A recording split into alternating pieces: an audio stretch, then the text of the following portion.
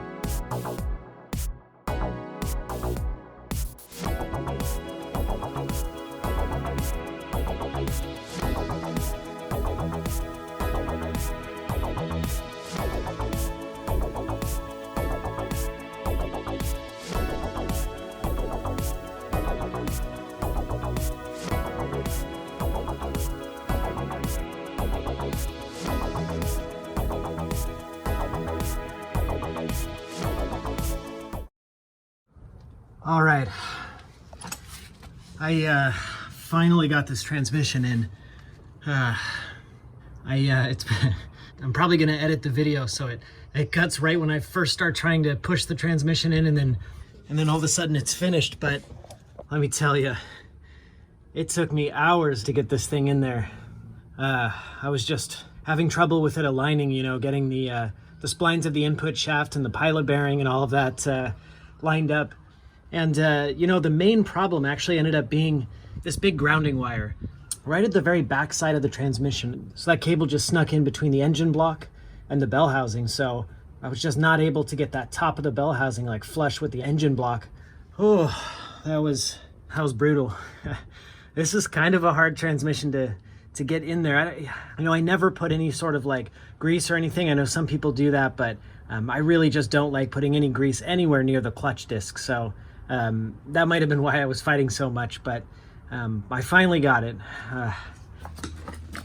I guess I just have got these brackets here, which came off of the manual transmission. Actually came with the manual transmission, and I pulled them off myself, so I know these are the right brackets. And I was curious, and I checked out because I still have my automatic transmission brackets, and to me these guys look exactly the same. I mean, it's the same bracket for sure. This guy, of course, this guy obviously has this extra little thing that I didn't unbolt, but that just looks like the same bracket. So that's a little bit of information for you. You should be able to reuse your auto transmission brackets. Man, I'm gonna say that, and there's gonna be like just a slight difference between these holes or something. No, they just look exactly the same. All right, I'll clean these guys up, and we'll get those in there.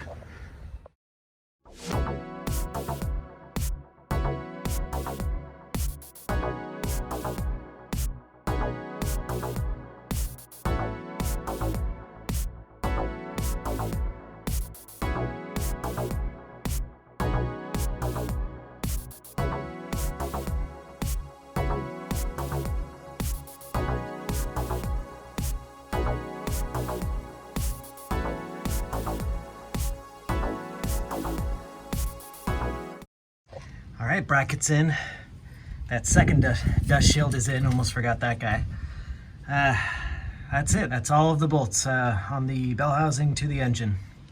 So I guess the very last thing is just to throw that cross member in here, and that's it. The transmission will be officially in.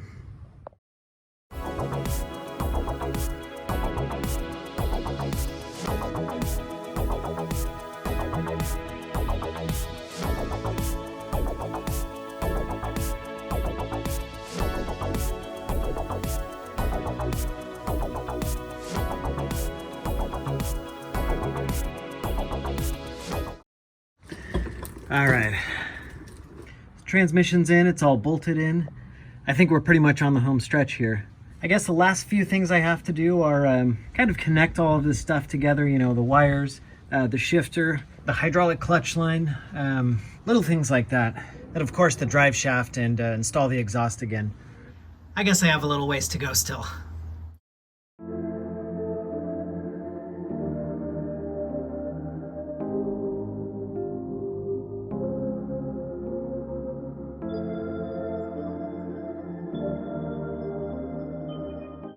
So I got the starter installed and found a little bit of an issue. I guess this coil wire, which is the signal wire to tell the car to turn on, seems like this wire was really just hanging on for dear life and kind of just fell off when I was trying to reconnect it. It's a good thing it happened now and not later, you know, it made me stranded. But I think what I'm gonna do is wrap a wire around this and solder it to this little tab here. It kind of seems like that's how it was on there before. And then I'll do a connector to this guy right here.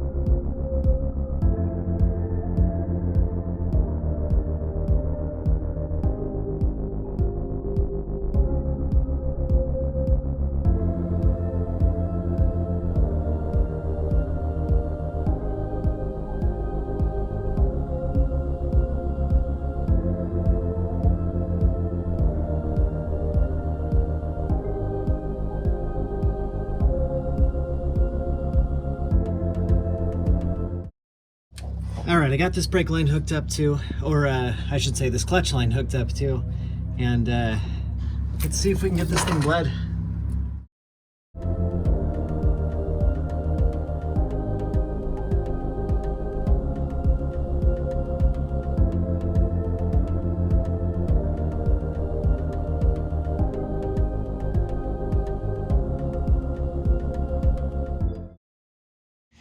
All right, it's shifter time. And I'm pretty excited about this. I do want to freshen this guy up a little bit. I ended up with 2 shifters. I got this one with the console that I bought, and then I got this one with my transmission. So I'm not sure which one is better. They kind of both feel the same. But one thing I want to do is upgrade, well, actually not upgrade the bushings. I was going to say upgrade them, but I don't have any bushings here.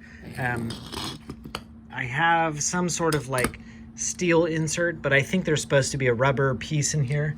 But I found these brass bushings, which I think are a pretty common upgrade for these guys, and it's a good way to stiffen up the shifter feel. So I'm gonna go ahead and install these guys in there.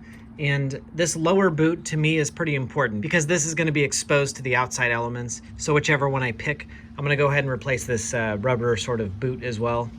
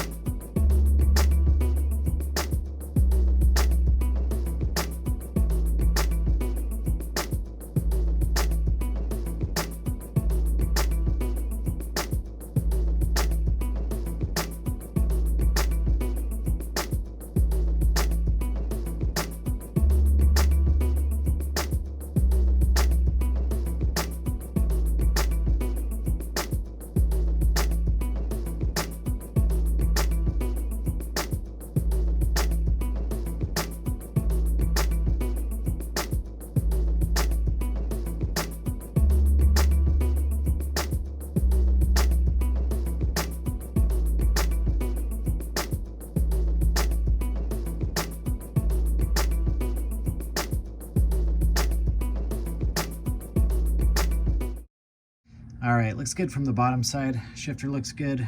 Now, I think it's time to install this drive shaft. That should be pretty easy. All right, let's do it.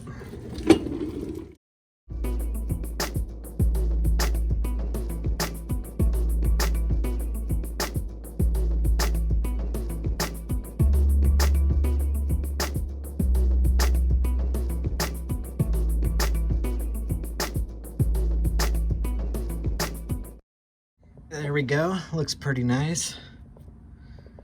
This one is used, so I really hope this thing is in good condition.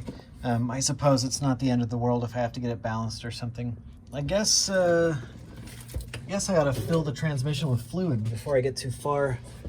Definitely before the exhaust goes in.